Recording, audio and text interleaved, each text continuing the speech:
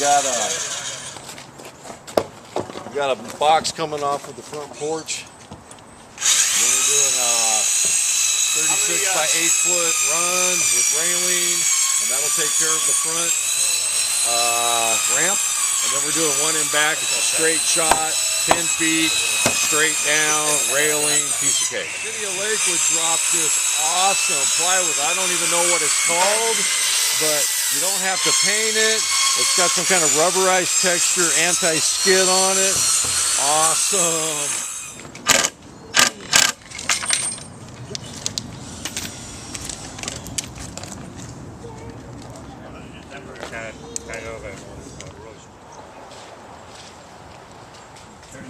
It's going to show, so it's got to be.